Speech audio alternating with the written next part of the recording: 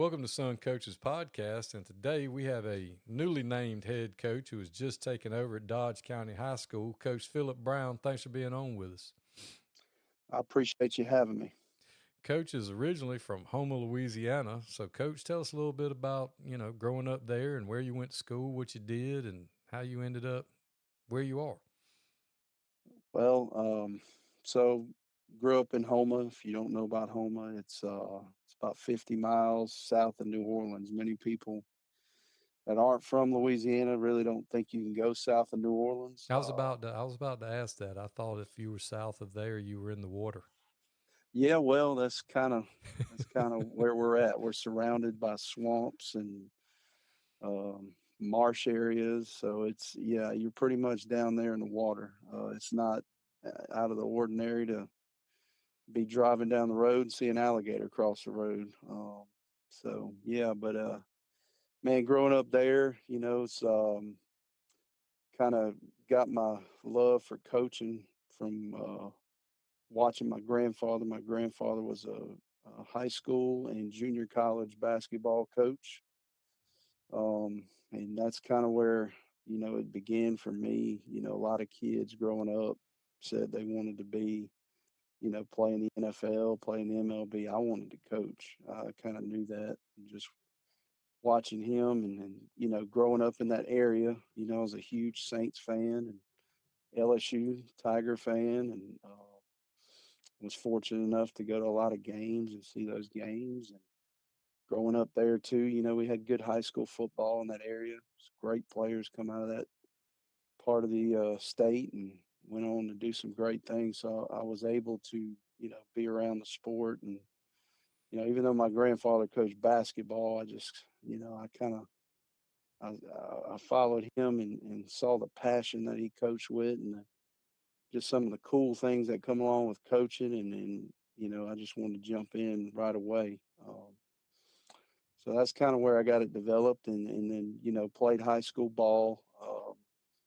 And then was got an opportunity to walk on and play college ball. Played for a couple years and kind of battled some lower back issues and just kind of decided to step away from playing and then got into coaching the last couple years. Local high school. Went to Nickel State, which was about 20 minutes from where I grew up, and then transferred and went to southeastern Louisiana, and that's where I ended up getting my degree. Was the last couple of years there.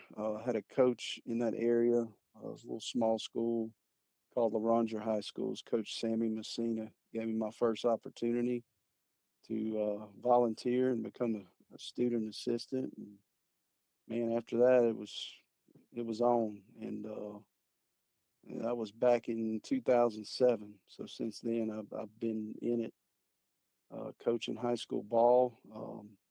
Where was your Coaching some. first? Where did you go after that? When I got done with that, I went to Destrehan High School, which is a powerhouse in the state of Louisiana. They play in the largest classification. They've had, guys like Ed Reed and Justin Jefferson come out of there, and got an opportunity to work there for a Hall of Fame coach, guy named Steve Robichaux. That's a Cajun name for you. Um, but he was a heck of a coach. Gave me an opportunity out of college there. When I was there, we didn't lose a game for 2.5 years. We went 32-0. Dang, Um, won back-to-back state championships. you got spoiled. Yeah, yeah, no doubt. And I've been chasing that ring ever since, trying to get it again. But yeah, so had a great run there. Also worked at a school called Patterson High School, which we had about 500 kids in the school, but we had I think 6 or 7 Division I signees, and had some great teams there. I worked under another Hall of Fame coach, and Tommy Minton. He just retired this year. He's actually got a son that just moved over here to Georgia. He's coaching at Milton. His name is Kobe Minton, and Coach Minton taught me a lot about the game, and then also worked for another good coach in Louisiana named Thomas David. So I kind of, I had some great spots in Louisiana, and then I met my wife, who is from Bainbridge, Georgia, and she brought me over here. And when I first moved out to Georgia, kind of, didn't know a soul. And took me a minute to kind of break through and get in the state of Georgia. So what I did was I took a job right down the road in Tallahassee, Florida, at North Florida Christian, and worked for Robert Kraft, again, who was a great coach. He's at North Forsyth now, but he gave me an opportunity there, and it was a great experience. Really enjoyed it. Ended up working with another guy named Chris Merritt, who's now the principal at Colquitt County. So that those guys kind of gave me my Georgia connection, and then got into the state of Georgia, and worked. First job I worked was at Colquitt County. I was a ninth grade defensive coordinator, and then helped, with the varsity. Kind of when you work for Coach Protes over there, when he had it rolling, man, everybody that was on staff, whether you were ninth grade or you were the varsity assistant head coach, I mean, everybody was a varsity guy. It was a grind, and just a lot of great coaches I worked with there. Learned so much ball. It was a good spot, and then I left there and got a probably one of the greatest stretches of my coaching career. Moved on and went to Thomasville High School, and that was right when Zach Grage got there, and man, we had a great run of getting that place. I think when he stepped in the door, they were 1-9.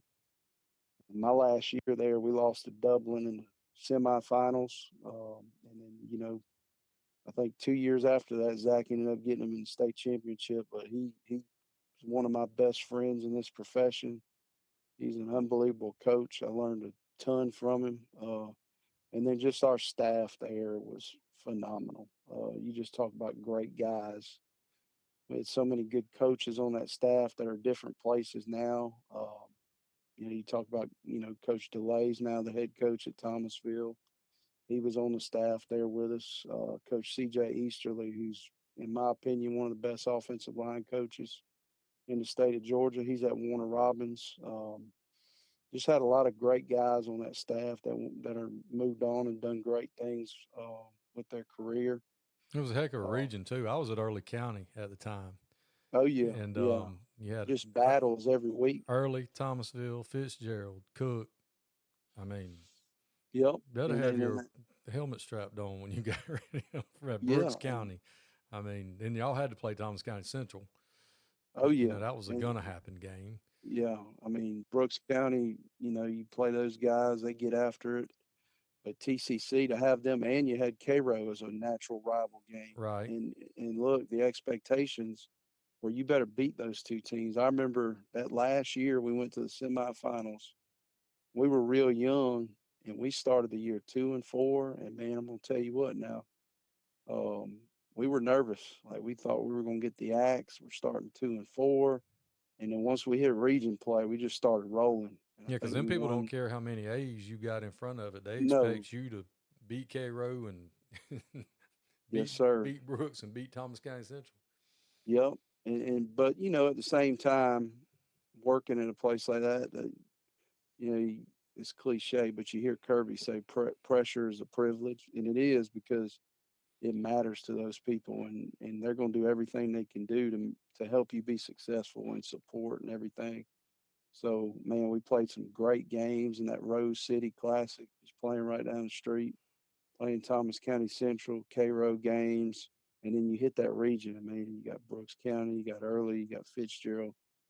Just some great games. Some of my best memories come from there. And then I moved on from there and got an opportunity to be defensive coordinator at Cook.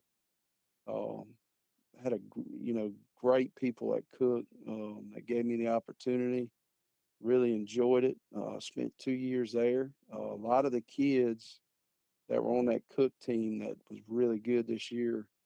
Um, I think they made it to the semifinals. A lot of those kids I had as freshmen starting on defense. I think we started 6 freshmen in region play when I was there. that last year, and those guys end up making a run this year with Coach Slack, who did a heck of a job with those guys.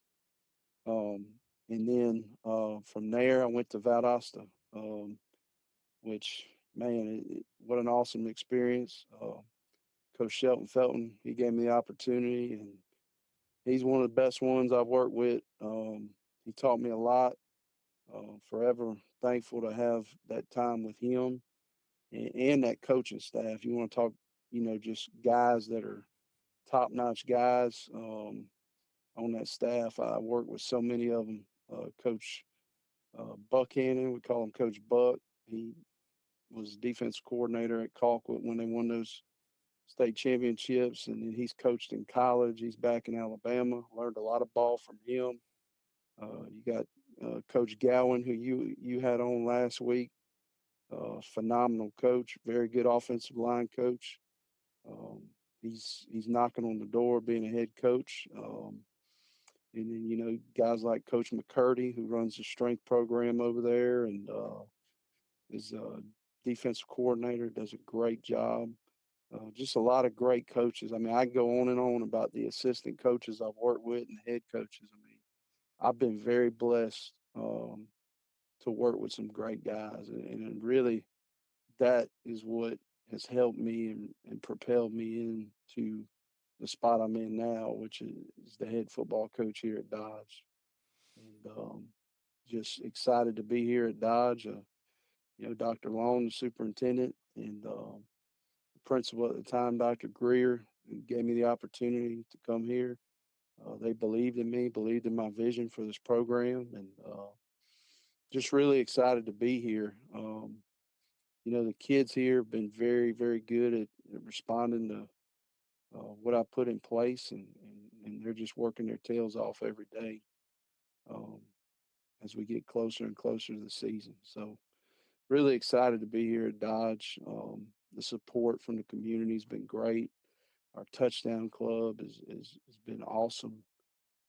Our president is all in Dodge guy by the name of Jesse Mincy. He works his tail off for our football program and all our booster club members. It's been a great experience so far, and I'm excited to see what the future holds for us here. Well, that's awesome. I know you're going to do a great job there, and Dodge is a great football place, a place where it's important. Yes, sir. And I'm sure that what you know, I'm sure that had something to do with you going after that job when it came Yes, open. sir. Yep. Because that makes a huge difference.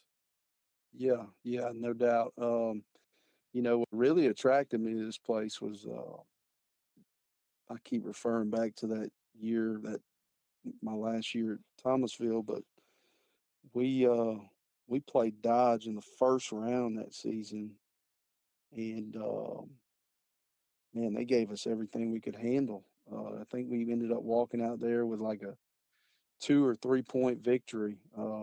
It was a nail biter, and I said, man, them kids played hard, and they got some athletes. And that was kind of one I just kind of always, kept in the back of my mind. I said, hey, if that one ever opens up, I might end up, when the time is right, try to make a run at it. And I did, and I was fortunate enough they give me the opportunity. So, man, I cherish every day of having it. And I try to put my best foot forward any and every opportunity I got to lead these guys. And biggest thing for me is just I want to make these people proud in this community because, like you said, it matters to them, and for them to give me that opportunity, I'm gonna do the best I can to represent the community here in Dodge and in Eastman. So, um, like I said, we're excited to see what the future holds for us.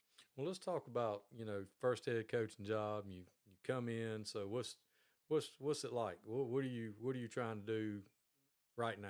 Like what's the most important thing? Well, when I first got the job, being at all the places I've been, kind of the common denominator was especially just being in the state of Georgia.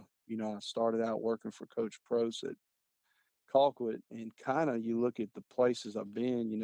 I went to Thomasville. Coach Grage, he worked at Colquitt, and then also being at Valdosta, Coach Felton, he worked at Colquitt. So we all kind of worked up under that tree, and the biggest thing was establish the culture and get the weight room going. And if we got those two things going right off the bat, um, give yourselves a good platform to kind of get the program started and launch from.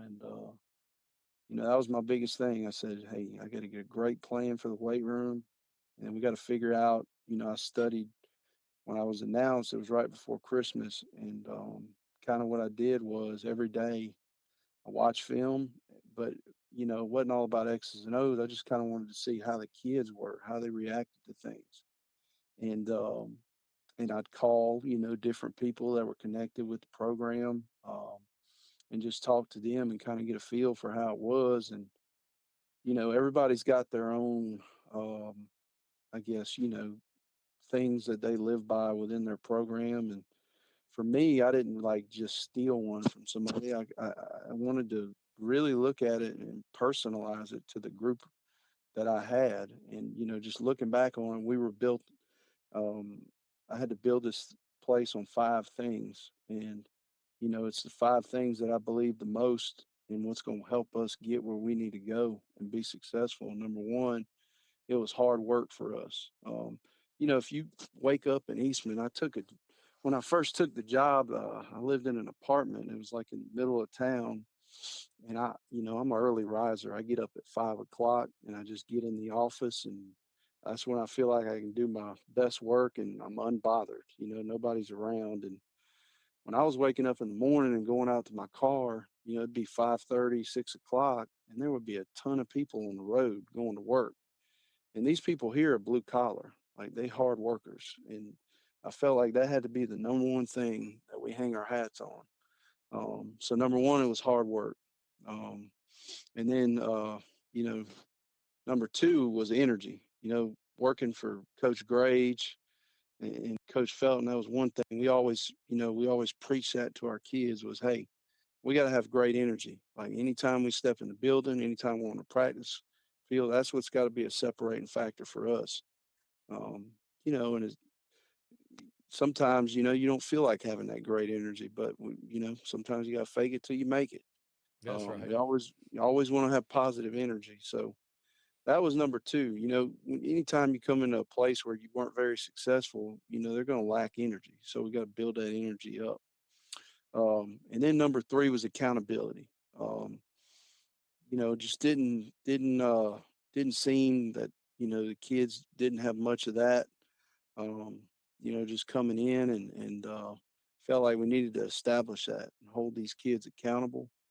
Um, I'm gonna tell you now one thing. And I'm a thief in the night when it comes to coaching. I'm not gonna sit here and act like I reinvent everything.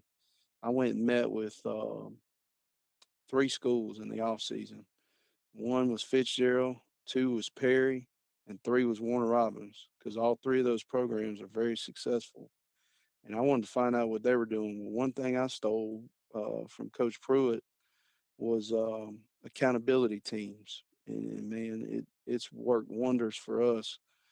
And basically, you kind of score your kids, and a lot of people do it. I thought his system was really good on how he did it, but we score our kids on everything from grades to hey, if you're sagging your pants, that's minus points in the hallway or in the facility. So just holding them accountable, man. They love it. They'll rat out on each other to try to get those points. So it's a big deal. And at the end of it, we take care of our kids. We feed them good. We'll get them some gear. So it'd be amazing. I think Coach Felton told me this one time. He said he kind of thought about this, thought back on his time at Chris. He said you'd be amazed how long a hot dog goes with kids. So just throwing out the simplest things is, hey, a sausage dog for doing this or doing that.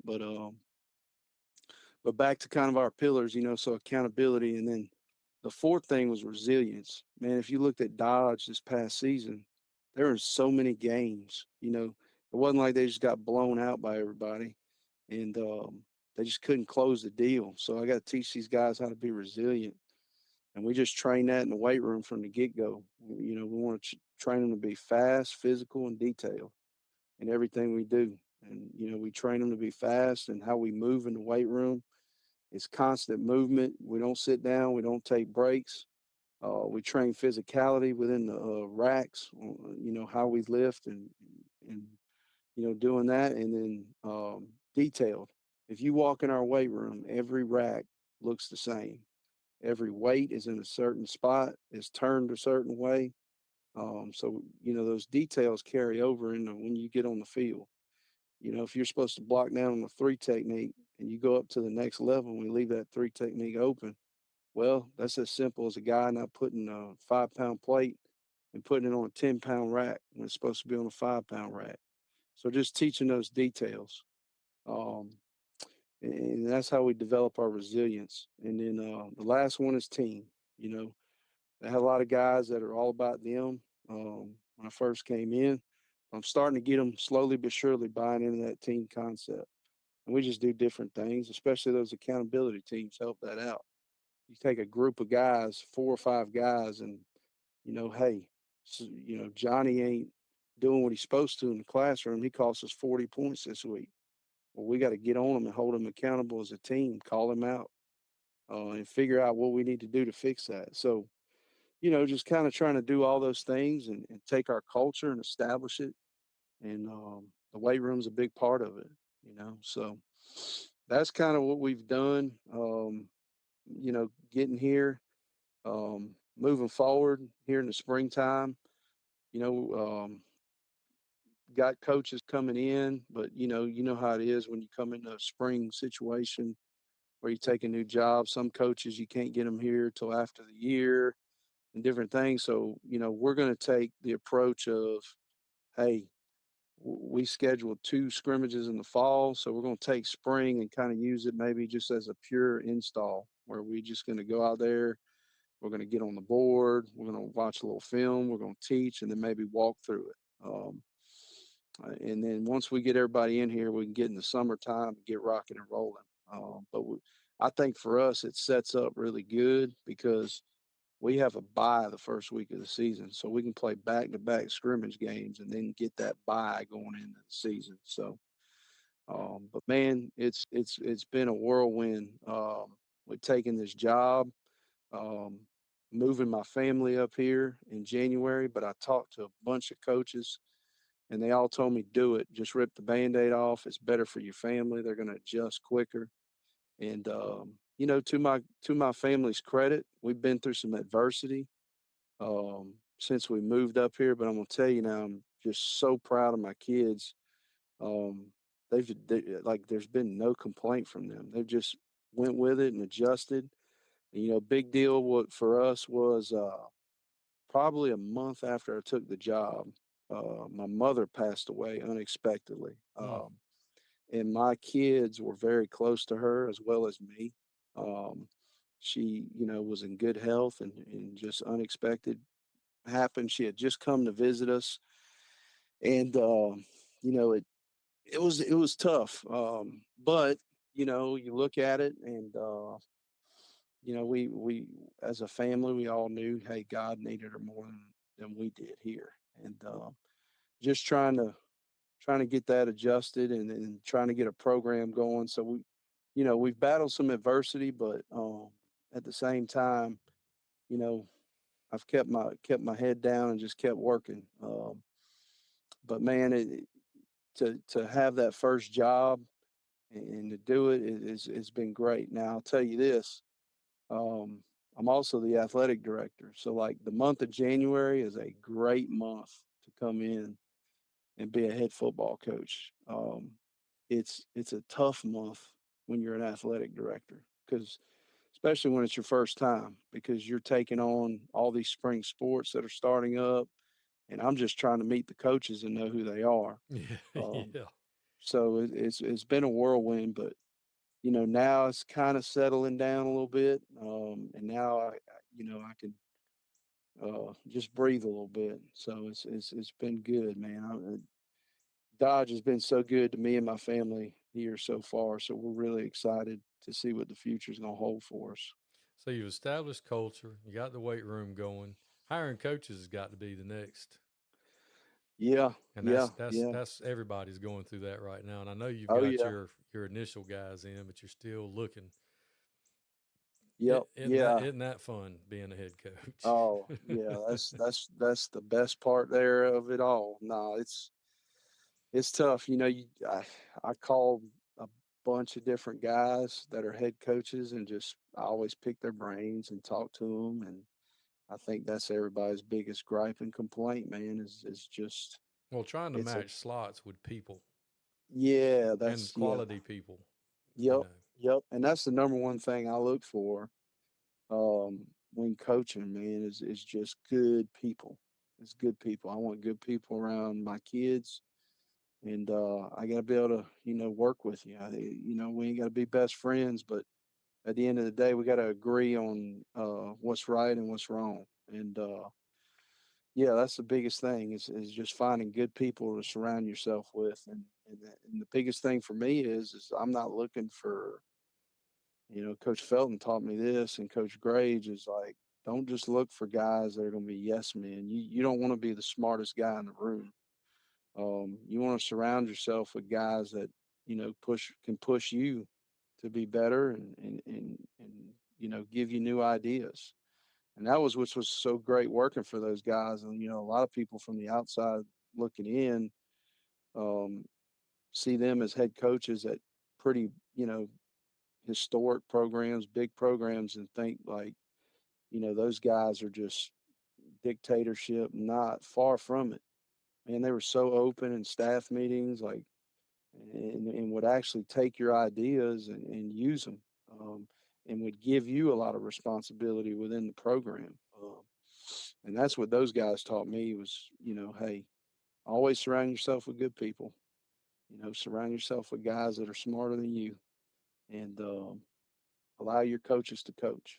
And I think that that those things right there have really helped me out with just this whole process and dealing with coaches and talking to coaches, interviewing coaches, just having that mindset.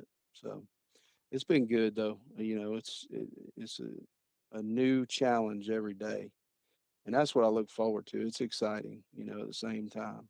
Well, one of the things that ought to help you is the tradition that Dodge has. It's not like you took, they haven't had as much recent success, not like they've had in the past, but, you know, year in and year out, over a 10-year span, you're probably going to win 70 to 80 games there.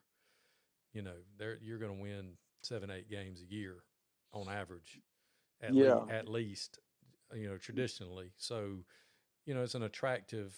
It shouldn't be hard to get people to come work there. Is what I'm saying. I mean, it's not like you went somewhere that's a complete dumpster fire, 0-10 for the past 10 years, and you know what I mean. And there's stuff in Eastman. yeah. It's close enough to Warner Robins. You can get there, and I Heart Tacos is one of the best Mexican restaurants in freaking Central Georgia.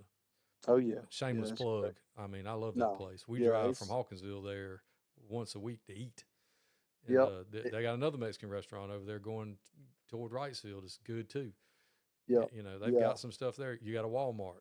There's, Hmm. I'm sure big city people are like, listen to these rednecks. No, dude, it's when you're in Central and South Georgia, we got a Walmart's a big deal. you know, No doubt, no doubt. I Yeah, mean, it's the attraction of town for sure.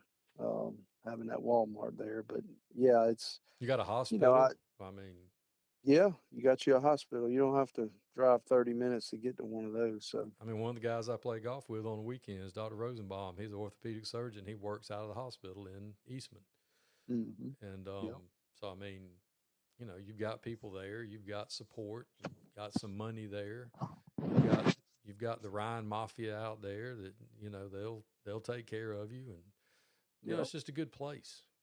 Oh yeah, yeah. No, I called um, just about every coach in the region and kind of did my research on the place, and everybody I talked to said, "Man, they got the most talented team in the region."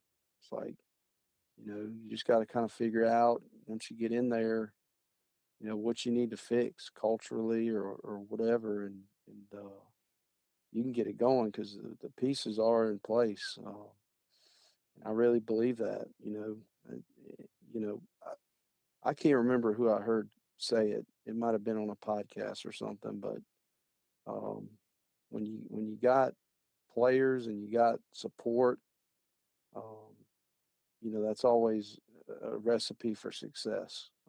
Can't hurt. And that, yeah, and this place has it. Like you said, it's not like I'm, you know, a lot of guys that take over places, usually going to a place that traditionally probably isn't really good. And I feel like I lucked out getting this one, Yeah, a lot of people's because first head coaching jobs aren't Dodge County. yeah, You know what I mean? yeah, I mean, you did good. I'm proud yeah, of you, youngin. You did good.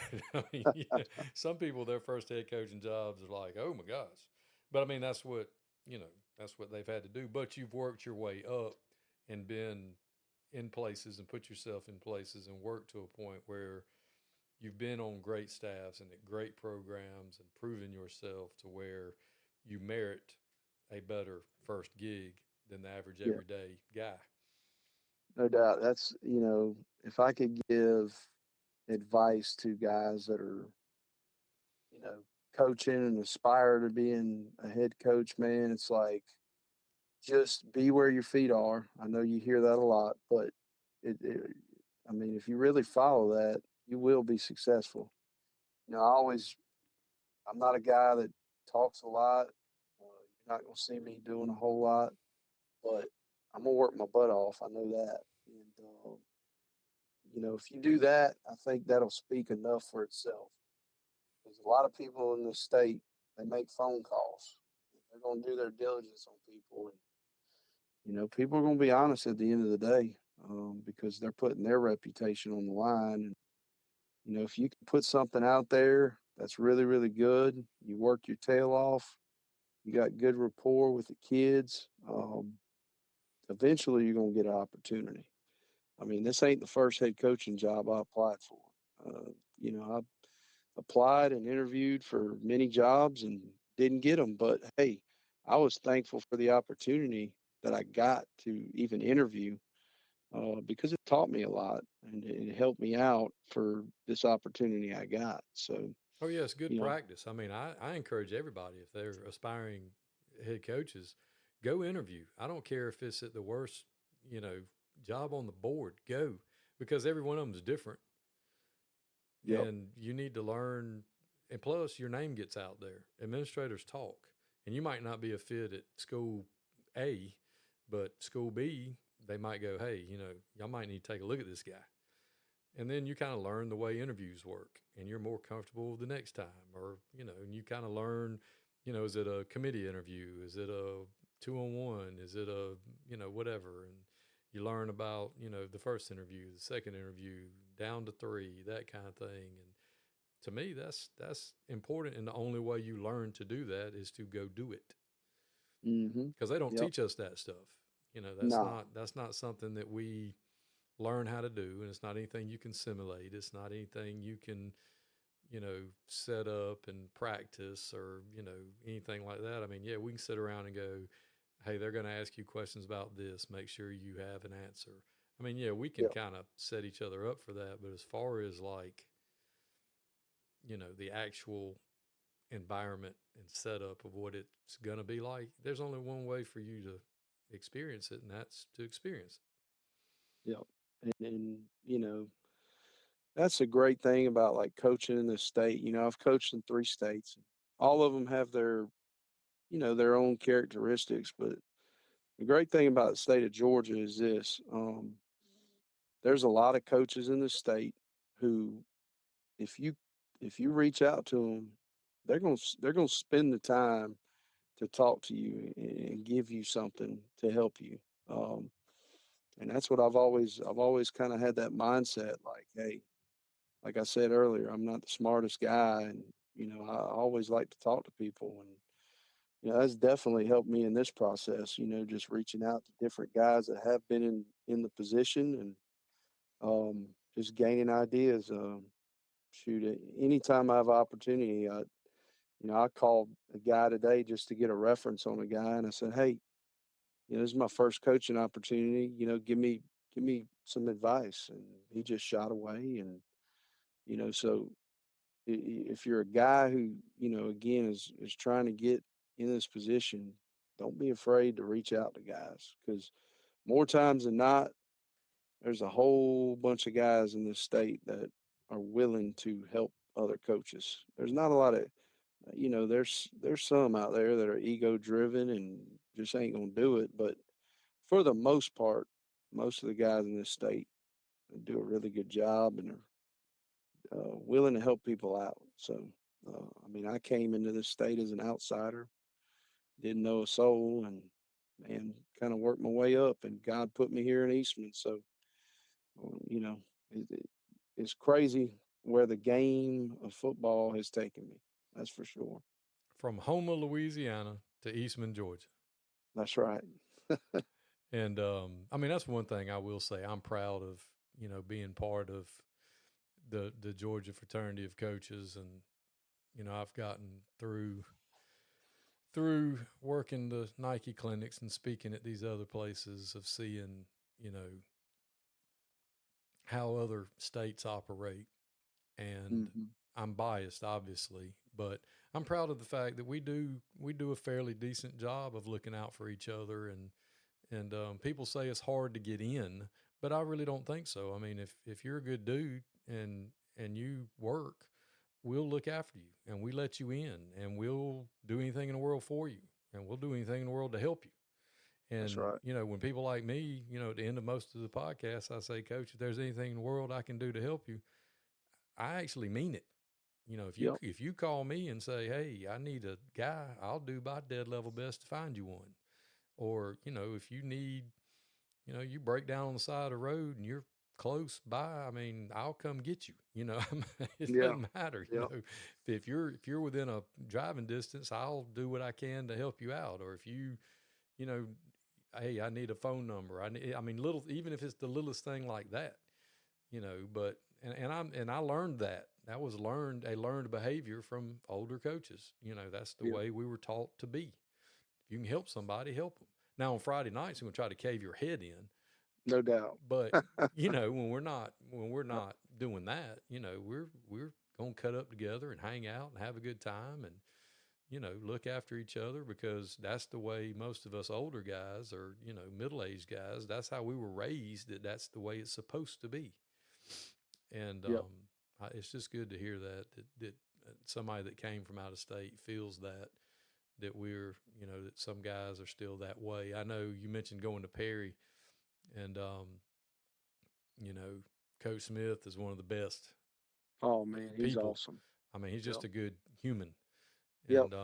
and he's that way. He'll do anything in the world for you, and if he tells you, you know, he's not just saying it to be nice. If he No. offers, he really means it. I mean, he's Yeah, he's a real one. he's as first class as they come, man. He completely didn't know me from Adam's house cat, but he let me in and sat and talked with me for hours, and he was great. And I surely do appreciate that. And same as Coach Pruitt, Coach Sam's over there at Warner Robins, and his staff. I mean, just the fraternity, man. Guys here uh, Well, Shane do a Sam's great better job. act right, because he was he started out with me when he was just a young baby still in college, and I'd snatch him bald headed if he didn't act right. Nah, he does a great Nah, job. But he's a good one. We knew when he was first starting out that he was destined for great things, because he's just well put together, and yep, I'm proud of who he's become, not only as a coach, but just watching him as a father, and as the man he's become has just been fun to watch. And he came by it honest. I mean, his daddy's good people too. So apple trees make apples yep, every time. You've never seen an apple tree make a banana, no, like never. It don't happen. But well, Coach, I sure do appreciate you being on with us. I can't wait to see how you get it rolling in year one. We'll have to come back and revisit things in year two. I'm fascinated by I was going to ask you about your spring, but you went ahead and hit on that and your take on waiting for your coaches to get in and using it for an install. I think that is an outstanding idea because I hate spring practice, and that's not a very popular take. But as an older guy, the older I get, and people are like, well, why don't you like spring? And I'm like, well, think about it, dude. You got 10 days. Well, you're going to spend a day or two passing out stuff, taking it up. And then, I mean, what are you really going to get done? Yeah. And then they finally let us have a scrimmage. So that was kind of cool. And then what's so great about the state of Georgia is you're going to get those padded camps in the summer as well. Yeah. So I mean, so yeah, yeah, spring. Yeah. And if you're a yeah, small school, which Dodge is not tiny, but it's not, 6A, yeah. 7A, 5A type, you got kids that are playing State track meet, track and baseball. Yep, baseball and golf and tennis or yep. whatever else, and we're sharing athletes. And yeah, I'm getting down with what you're saying. I mean, I agree 1,000%. Wait till you get everybody in. You can still do your install stuff. So be interested to see. Like we're going into year 3, and everything's in. So it's more like just refreshing, going over. And we opted for the 2 scrimmages as well because we're going to get a heap more out of that. We Oh yeah. think than the other. So it's going to be good, man. I think you're going to do a great job. I can't wait to keep up with you guys in the fall and see what happens. And I'd love to get back with you next year, revisit, and see how things go. No doubt, man. I appreciate you having me on here. Appreciate everything you do for coaches and our sport, man. Thank you very much. Well, as I always say, Coach, if there's anything in the world I can do for you, you got my number. You know where I live. Come see me. Come get me. We'll go hit the little white ball, or we'll go eat at I Heart Tacos. Let's do it. All right, Coach. I sure do appreciate you. I appreciate it.